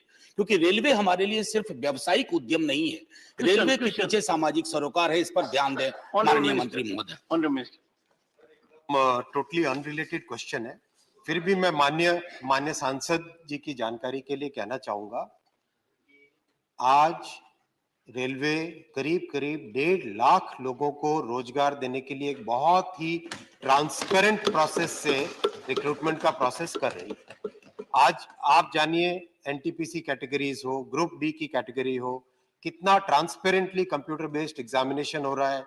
कहीं पर भी पूरी तरह से चौकन्ने हम लोग की बाय चांस कोई दलाल बीच में आके प्रॉब्लम भी करना चाहे उनके ऊपर भी एक्शन लिया जा रहा है। और जो पुराने वेट लिस्टेड कैंडिडेट्स थे उसमें करीब 70% कैंडिडेट्स को ऑलरेडी दिया जा चुका है। Question number 36 Sushil Kumar Gupta. Honourable minister. सभा पटल पर रख दिया गया। सप्लीमेंट्री 1। फर्स्ट सप्लीमेंट्री सर, माननीय मंत्री जी ने जैसा अपने आंसर के अंदर बताया 2022 में सप्लीमेंट्री चावल के भाव जनवरी से लेकर नवंबर तक 4 रुपए किलो बढ़ गए। 60% हिंदुस्तान चावल खाता है। पानी की कमी के कारण कुछ राज्यों में चावल की जगह दूसरी खेती को प्रोत्साहित किया जा रहा है। मेरा सवाल है, क्या केंद्र सरकार किसानों को अधिक चावल उगाने के लिए प्रोत्साहित करेगी और कैसे करेगी, और पानी वाले राज्यों के अंदर विशेषकर? माननीय सभापति जी, मैं आपके माध्यम से माननीय सदस्य को अवगत करवाना चाहूंगा कि चावल की खेती निश्चित रूप से देश के अंदर जो हो रही है उसमें लगभग 31 करोड़ टन है जो पूरा उत्पादन होता है, उसमें से 13 करोड़ टन है वो चावल का उत्पादन होता है। लेकिन जैसा कि आपने कहा कि भाव की बात है, तो निश्चित रूप से समय समय पर भाव का उतार चढ़ाव होता है और ज्यादा वेरिएशन भी नहीं हुआ है। पहले जितना देखा जाए तो बहुत कम उतार चढ़ाव हुआ है और इसको लेकर सरकार निश्चित रूप से हमेशा सरकार भाव कंट्रोल करने का भी ध्यान रखती है और साथ ही कंज्यूमर का भी ध्यान रखती है और किसान को भी सही दाम मिले, दोनों चीजों को ध्यान में रखकर सरकार काम करती है। और इसको बढ़ावा देने के लिए और सरकार के जो प्रयास किए जा रहे हैं, मैंने सेकंड सप्लीमेंट्री रिटेल बाजार में 6 रुपए किलो बढ़ गया, आप कह रहे भी कम बढ़ा और बढ़ेगा। आम व्यक्ति का क्या हालात हो रही है देश के अंदर, ये जानने की बात है। मैं आपसे निवेदन कर रहा हूं, किसान भी इस परेशानी से जूझ रहा है। किसान की आय बढ़ाने के लिए, विदेशी मुद्रा अर्जित करने के लिए, अच्छे चावल की निर्यात की गुणवत्ता बढ़ाने के लिए कृषि अनुसंधान केंद्रों पे इस 5 वर्ष में कितने अनुसंधान किए गए चावल की उन्नत किस्म को बढ़ाने के लिए? बताते हुए खुशी है कि आईसीआर के द्वारा लगातार प्रयास किए जा रहे हैं और कई वैरायटियां हैं जो चावल की इजाद की गई है और एक्सपोर्ट की दृष्टि से भी कई नई वैरायटियां इजाद की है, जिसमें मैं आपको बताऊंगा पूसा बासमती के तौर पर भी नई वैरायटी आई है। इसके अंदर जैसा कि एक हमारी जो वैरायटी है जिसमें RI 64 है और एक RI स्वर्णा भी है और इस तरह से टोटल वैरायटियां हैं वो 8 नई वैरायटियां अभी पिछले 1-2 साल के अंदर नई वैरायटी आई है, जिससे कि वो विदेश के अंदर जाती है। तो कुल मिलाकर कुछ यूरोपियन कंट्री के अंदर एक विषय आया था जिसमें हमारे जो किसान पेस्टिसाइड का उपयोग करते हैं, ट्राइक्लोजोल जो उपयोग करते हैं, उसकी वजह से उन्होंने ऑब्जेक्शन किया। लेकिन अब उसी की ध्यान में रखते हुए ये जो नई वैरायटियां तैयार की है जिसके अंदर जिंक या प्रोटीन की मात्रा अधिक हो, तो ऐसी वैरायटियां तैयार की है जिसकी वजह से आज उत्पाद जो एक्सपोर्ट है उसमें भी लगातार वृद्धि हो रही है। और मैं बताना चाहूंगा कि पिछले साल की बनिस्बत इस साल जस्ट जो 2021-22 में जो एक्सपोर्ट चावल हुआ था वह 1.7 करोड़ टन था, जो इस साल बढ़कर 2.12 करोड़ टन हो गया है। House stands adjourned till 2:30 p.m.